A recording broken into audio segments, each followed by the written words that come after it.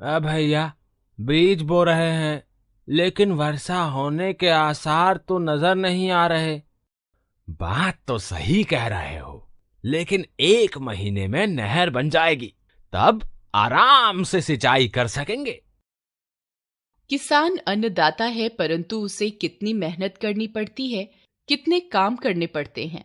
हाँ, काम से याद आया, बीज बोना, वर्षा होना, कहना, बनना, सिंचाई करना भी तो काम है। ये शब्द भी काम के यानी क्रिया के होने का बोध करा रहे हैं। ये क्रिया शब्द हैं। प्रत्येक वाक्य में क्रियापद आवश्यक रूप से रहता है, क्योंकि क्रिया के बिना वाक्य अधूरा होता है। अतः हम कह सकते हैं, जिन शब्दों से किसी कार्य को करने का या किसी प्रक्रिया में अथवा स्थिति में होने का पता चलता है, उन्हें क्रिया कहते हैं। क्रिया दो बातों को बताती है। क्रिया का होना, क्रिया वस्तु के होने या न होने अर्थात अस्तित्व को बताती है। ऐसी सभी क्रियाओं को अस्तित्ववाची क्रियाएं भी कहते हैं। जैसे नगमा होशियार है, अनुराधा गायिका नहीं है। क्रिया का करना, क्रिया किसी कार्य को करने या न करने का ज्ञान भी कराती है। ऐसी सभी क्रियाओं को कार्यवाची क्रियाएं भी कहते हैं। जैसे किशोर पढ़ता है, ड्राइवर ने गाड़ी चलाई।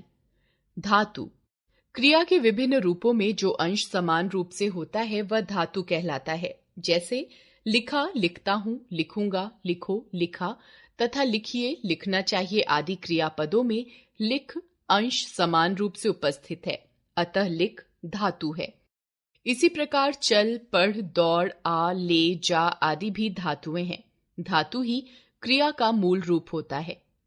मिश्र धातु, कुछ संज्ञा विशेषण और क्रिया विशेषण शब्दों के बाद करना, होना, देना आदि के संयोग से जो धातुएं बनती हैं, उन्हें मिश्र धातु कहते हैं। जैसे काम करना, काम होना, दर्शन करना, दर्शन होना, कष्ट देना, याद आना, पसंद आना, मार खाना आदि। धातु से क्रिया बनाना, धातुओं में ना प्रत्यय लगाकर क्रिया का सामान्य रूप बनता है। जैसे चलना, पढ़ना, दौड़ना, आना, लेना, जाना आदि। धातु का प्रयोग तू सर्वनाम के साथ आज्ञार्थक रूप में किया जाता है। जैसे तू पढ़, तू जा, तू आ। क्रिया के भेद, धातुओं के वर्गीकरण के दो आधार हैं। कर्म का आधार, प्रयोग अथवा संरचना का आधार। कर्म के आधार पर क्रिया के भेद। कर्म के आधार पर मुख्य रूप से क्रियाएं दो प्रकार की होती हैं, अकर्मक क्रिया, सकर्मक क्रिया। अकर्मक क्रिया, कौवा पेड़ से उड़ गया, जोकर के करतब देखकर बच्चे हंसने लगे। इन वाक्यों में उड़ना, हंसना क्रियाओं का कोई कर्म नहीं है और ना ही इन्हें कर्म की अपेक्षा है। अकर्मक का अर्थ होता है बिना कर्म के या कर्म से रहित। बिना कर्म वाली ऐसी ही क्रियाएं अकर्मक होती हैं। इनका प्रभाव सीधा कर्ता पर पड़ता है। अतः हम कह सकते हैं, वाक्य में जिस क्रिया के प्रयोग में कर्म की आवश्यकता नहीं होती है और क्रिया के प्रभाव का फल यानी प्रभाव सीधे कर्ता पर पड़ता है, उसे अकर्मक क्रिया कहते हैं। वाक्य में कर्म और अकर्मक क्रिया की पहचान, वाक्य की क्रिया शब्दों के साथ क्या या किसे लगाकर प्रश्न करने पर जो उत्तर प्राप्त होता है वह कर्म होता है, और अगर कोई उत्तर प्राप्त नहीं होता है उस वाक्य में कर्म नहीं होता है तथा वह क्रिया अकर्मक क्रिया होती है। जैसे कौवा पेड़ से क्या उड़ गया, बच्चे क्या हंसने लगे। इन प्रश्नों का उत्तर नहीं मिल रहा है, इसलिए उड़ गया, हंसने लगे, रो रहा है अकर्मक क्रियाएं हैं। अकर्मक क्रिया के भेद, अकर्मक क्रियाएं दो प्रकार की होती हैं, पूर्ण अकर्मक क्रिया, अपूर्ण अकर्मक क्रिया। पूर्ण अकर्मक क्रियाएं, ये क्रियाएं भी अवस्था बोधक यानी स्थित्यर्थक और गतिबोधक यानी गत्यर्थक दो प्रकार की होती हैं। जैसे बच्चा रो रहा है, रोने की अवस्था, फूल खिल गया है, खिलने की अवस्था। इन वाक्यों की क्रियाओं से कर्ता की स्थिति या अवस्था का पता चल रहा है, अतः ये अवस्था बोधक पूर्ण अकर्मक क्रियाएं हैं। गणेश लखनऊ जा रहा है, बतखें पानी में तैर रही हैं, पक्षी उड़ रहे हैं। इन वाक्यों में क्रियाओं से कर्ता के गतिशील होने का पता चल रहा है, अतः ये गतिबोधक पूर्ण अकर्मक क्रियाएं हैं। पूर्ण अकर्मक क्रियाओं के कुछ उदाहरण, आना, जाना, दौड़ना, भागना, घूमना, उठना, गिरना, तैरना आदि गतिबोधक पूर्ण अकर्मक क्रियाएं हैं। इन क्रियाओं के साथ स्थानवाची, क्रिया विशेषण या अधिकरण कारक स्थानवाची शब्द प्रयुक्त होते हैं। अपूर्ण अकर्मक क्रियाएं, जिन क्रियाओं को पूर्ण रूप से अर्थ व्यक्त करने के लिए कर्ता से संबंध रखने वाले पूरक शब्दों की जरूरत होती है, उन्हें अपूर्ण अकर्मक क्रियाएं कहते हैं। अपूर्ण अकर्मक क्रियाओं के कुछ उदाहरण लगना, रहना, निकलना, ठहरना, बनना आदि अपूर्ण अकर्मक क्रियाएं हैं। जैसे रवि बहुत चालाक है, शुभम बड़ा होकर डॉक्टर बनेगा, उसका साथी तो बेईमान निकला। इन वाक्यों में चालाक, डॉक्टर, बेईमान शब्द पूरक हैं।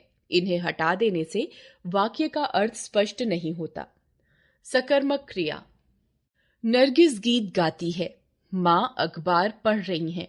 इन वाक्यों में गीत और अखबार कर्म है, क्योंकि क्रियाओं के साथ क्या या किसे लगाकर प्रश्न करने पर उत्तर में यही प्राप्त होते हैं। जैसे नरगिस क्या गाती है, उत्तर गीत। मां क्या पढ़ती है, उत्तर अखबार। सकर्मक का अर्थ होता है कर्म सहित, अतः हम कह सकते हैं जिन क्रियाओं के प्रयोग में कर्म की आवश्यकता होती है और क्रिया के व्यापार का फल कर्ता पर पड़कर कर्म पर पड़ता है, उन्हें सकर्मक क्रिया कहते हैं। सकर्मक क्रियाओं के कुछ उदाहरण खाना, पीना, पढ़ना, लिखना, धोना, सुखाना आदि सकर्मक क्रियाएं हैं। सकर्मक क्रियाओं के भेद, सकर्मक क्रिया के भी दो भेद होते हैं, पूर्ण सकर्मक, अपूर्ण सकर्मक। पूर्ण सकर्मक क्रिया, पूर्ण सकर्मक क्रियाएं भी दो प्रकार की होती हैं, एक कर्मक, द्विकर्मक।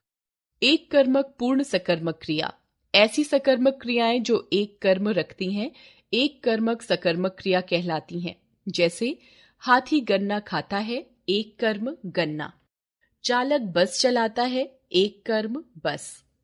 इन वाक्यों में प्रत्येक वाक्य में क्रमशः गन्ना और बस एक कर्म ही है, अतः इन वाक्यों की क्रियाएं एक कर्मक पूर्ण सकर्मक क्रियाएं हैं। द्विकर्मक पूर्ण सकर्मक क्रिया, ऐसी सकर्मक क्रियाएं जो दो कर्म रखती हैं, द्विकर्मक सकर्मक क्रिया कहलाती हैं। जैसे दादाजी ने बच्चों को कहानी सुनाई, दो कर्म बच्चों, कहानी। भैया ने पिताजी को पत्र लिखा, दो कर्म पिताजी, पत्र। इन वाक्यों की क्रिया में क्या लगाकर प्रश्न करने पर कहानी और पत्र कर्म उत्तर के रूप में प्राप्त हो रहे हैं, और किसे लगाकर प्रश्न करने पर क्रमशः बच्चों और पिताजी कर्म मिल रहे हैं, अतः इन वाक्यों की क्रियाएं द्विकर्मक पूर्ण सकर्मक क्रियाएं हैं। ध्यान दीजिए, द्विकर्मक क्रियाओं में एक कर्म निर्जीव और एक सजीव होता है। सजीव कर्म गौण तथा निर्जीव कर्म मुख्य कर्म होता है। सजीव कर्म के साथ को परसर्ग लगा होता है। मुख्य कर्म क्रिया के पास होता है। इन वाक्यों में बच्चों और पिताजी सजीव कर्म हैं, इसलिए गौण कर्म है। कहानी और पत्र निर्जीव कर्म है, इसलिए मुख्य कर्म है। ये दोनों ही क्रिया सुनाई और लिखा के समीप हैं।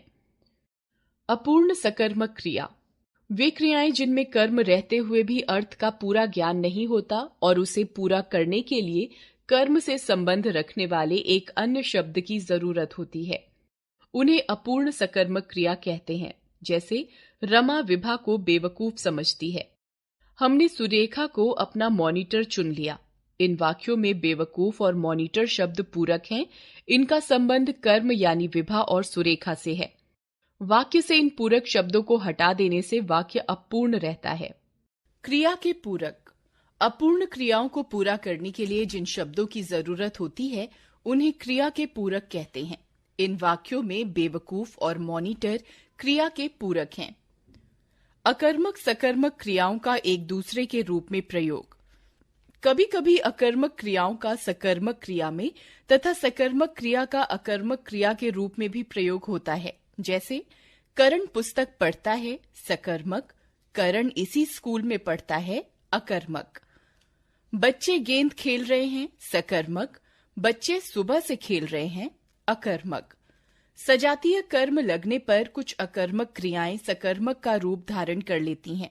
जैसे मणि तेज चलता है, अकर्मक। मणि मस्तानी चाल चलता है, सकर्मक। वे उड़ रहे हैं, अकर्मक। उन्होंने कई लड़ाइयां लड़ी, सकर्मक। प्रयोग अथवा संरचना के आधार पर क्रिया के भेद, प्रयोग अथवा संरचना के आधार पर क्रिया के निम्नलिखित मुख्य 3 भेद होते हैं: सामान्य क्रिया, संयुक्त क्रिया, प्रेरणार्थक क्रिया। पूर्वकालिक क्रिया, नाम धातु क्रिया, कृदंत क्रिया। सामान्य क्रिया: पत्ता पेड़ से गिरा, चिड़िया उड़ी। वाक्यों में गिरा और उड़ी क्रिया एक एक शब्दों से बनी है। ऐसी क्रियाएं ही सामान्य क्रिया कहलाती हैं। अतः हम कह सकते हैं जो क्रिया एक ही शब्द से बनी होती है उसे सामान्य क्रिया कहते हैं। संयुक्त क्रिया: तूफान बढ़ता चला जा रहा है, इसे अब भीतर आने दिया जा सकता है। वाक्यों में बढ़ना और आना मुख्य क्रिया हैं और आना, रहना, देना, जाना, सकना संयोजी क्रियाएं हैं जो क्रिया के पक्ष, वृत्ति, वाच्य आदि की सूचना देती हैं।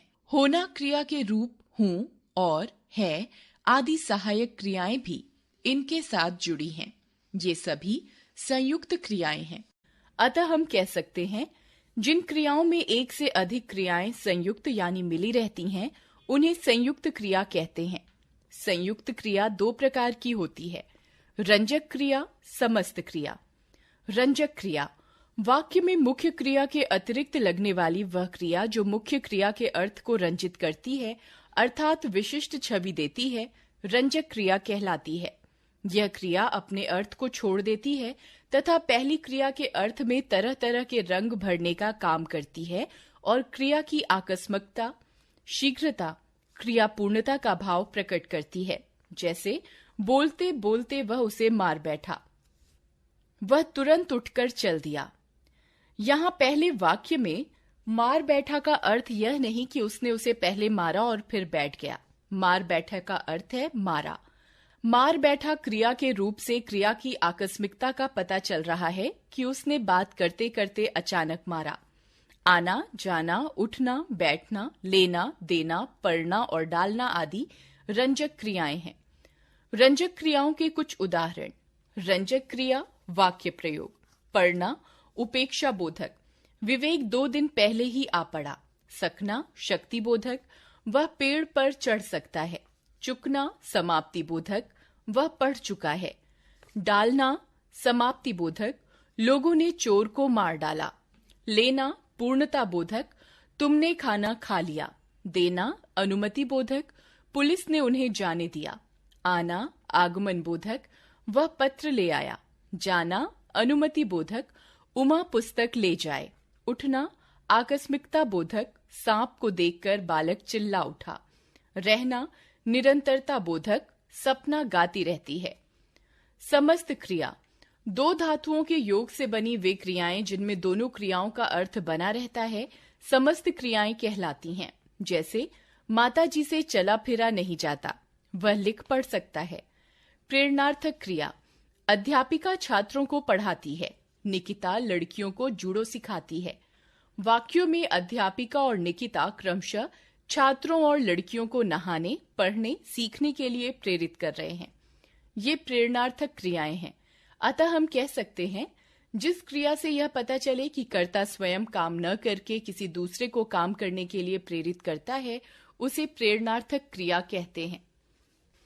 प्रेरणार्थक क्रियाओं के 2 कर्ता: प्रेरणार्थक क्रियाओं के निम्नलिखित 2 कर्ता होते हैं: प्रेरक कर्ता, प्रेरणा देने वाला, जैसे आया, अध्यापिका, निकिता आदि। प्रेरित कर्ता, प्रेरणा लेने वाला, जैसे बच्चा, छात्र, लड़कियां आदि। प्रेरणार्थक क्रिया के भेद: प्रेरणार्थक क्रिया 2 प्रकार की होती हैं: प्रथम प्रेरणार्थक क्रिया, द्वितीय प्रेरणार्थक क्रिया। प्रथम प्रेरणार्थक क्रिया: जब कर्ता स्वयं भी कार्य में सम्मिलित होता हुआ प्रेरणा देता हो तब उसे प्रथम प्रेरणार्थक क्रिया कहते हैं। जैसे पिताजी ने बेटे को दवा दिलाई। मिंटू बिल्ली को दूध पिलाता है। द्वितीय प्रेरणार्थक क्रिया: जब कर्ता स्वयं कार्य में सम्मिलित न होकर किसी अन्य को कार्य करने की प्रेरणा देता है तब द्वितीय प्रेरणार्थक क्रिया होती है। जैसे माँ नौकरानी से बच्चे को दूध पिलवाती है। डॉक्टर नर्स से रोगी को दवा दिलवाता है। इन वाक्यों में माँ और डॉक्टर स्वयं कार्य न करके नौकरानी और नर्स को कार्य करने के लिए प्रेरित कर रहे हैं। अतः ये दोनों द्वितीय प्रेरणार्थक क्रिया हैं। कुछ प्रेरणार्थक क्रियाएं इस प्रकार हैं। क्रिया का सामान्य रूप प्रथम प्रेरणार्थक, द्वितीय प्रेरणार्थक। सोना, सुलाना, सुलवाना। जलना, जलाना, जलवाना। चलना, चलाना, चलवाना। खाना, खिलाना, खिलवाना। सीखना, सिखाना, सिखवाना। पूर्वकालिक क्रिया। गिरीश खाना खाकर सो गया। स्कूल का काम खत्म करके वह टीवी देखने लगी। सांप को देखकर बच्चे डर गए। ऊपर के वाक्यों में खाकर और खत्म करके देखकर क्रियाएं क्रमशः वाक्यों में मुख्य क्रियाओं सो गया, देखने लगी, डर गए से पहले ही संपन्न हो गई हैं। मुख्य क्रिया से पहले समाप्त होने वाली ऐसी ही क्रियाएं पूर्वकालिक क्रिया कहलाती हैं। अतः हम कह सकते हैं वाक्य में मुख्य क्रिया से पहले संपन्न होने वाली क्रिया को पूर्वकालिक क्रिया कहते हैं। इसकी रचना धातु में कर या करके लगाकर होती है। नाम धातु क्रिया। संज्ञा, सर्वनाम और विशेषण शब्दों से जो धातुएं प्रत्यय लगाकर बनती हैं उन्हें नाम धातु कहते हैं। संज्ञा से लालच, ललचाना, लाज, लजाना, शर्म, शर्माना, टक्कर, टकराना, फिल्म, फिल्माना, हाथ, हथियाना, लात, लतियाना, महक, महकाना। इन धातुओं से बनी क्रियाएं नाम धातु क्रियाएं कहलाती हैं। विशेषण से चिकना, चिकनाना, गरम, गरमाना, लंगड़ा, लंगड़ाना, साठ, सठियाना, दोहरा, दोहराना। सर्वनाम से अपना, अपनाना। अनुकरणात्मक शब्दों से खटखट, खटखटाना, चमचम, चमचमाना, गुनगुन, गुनगुनाना, बड़बड़, बड़बड़ाना। कृदंत क्रिया। जिन क्रियाओं के साथ प्रत्यय जोड़कर नई क्रियाएं बना ली जाती हैं उन्हें कृदंत क्रिया कहते हैं। कृदंत क्रियाओं के भेद। कृदंत क्रियाएं 3 प्रकार की होती हैं: भूतकालिक, वर्तमानकालिक और पूर्वकालिक। 3 क्रियाओं के कुछ उदाहरण। भूतकालिक कृदंत क्रिया। लिख, जमा, आ बराबर लिखा। बोल, जमा, आ बराबर बोला। सुन, जमा, आ बराबर सुना। पढ़, जमा, आ बराबर पढ़ा आदि। वर्तमानकालिक कृदंत क्रिया। सक, जमा, ता बराबर सकता। बुन, जमा, ता बराबर बुनता। दौड़, जमा, ता बराबर दौड़ता। खा, जमा, ता बराबर खाता आदि। पूर्वकालिक कृदंत क्रिया। सो, जमा, कर बराबर सोकर। नहा, जमा, कर बराबर नहाकर। उठ, जमा, कर बराबर उठकर। सुन, जमा, कर बराबर सुनकर आदि। याद रखें, किसी कार्य, घटना, अवस्था, स्थिति या अस्तित्व का ज्ञान कराने वाले शब्दों को क्रिया कहते हैं। क्रिया का मूल रूप धातु कहलाता है। ना लगाकर क्रिया का सामान्य रूप बनता है। मूल क्रियाएं अकर्मक या सकर्मक होती हैं। सकर्मक क्रियाएं भी एक कर्मक और द्विकर्मक होती हैं। मुख्य क्रिया को विशेषता प्रदान करने वाली क्रियाएं रंजक क्रियाएं कहलाती हैं। 2 धातुओं के योग से बनी और दोनों अर्थ देने वाली क्रियाएं समस्त क्रिया कहलाती हैं। काल, वृत्ति, पक्ष की सूचना देने वाली क्रियाएं संयोजी क्रिया होती हैं। मुख्य क्रिया से पहले संपन्न होने वाली क्रिया पूर्वकालिक क्रिया होती है। किसी ध्वनि के अनुकरण पर बनी क्रिया अनुकरणात्मक क्रिया होती है। संज्ञा, सर्वनाम, विशेषण शब्दों से बनाई जाने वाली क्रियाएं नाम धातु क्रिया कहलाती हैं। क्रियाओं के साथ प्रत्यय जोड़कर बनाई जाने वाली नई क्रियाएं कृदंत क्रिया कहलाती हैं।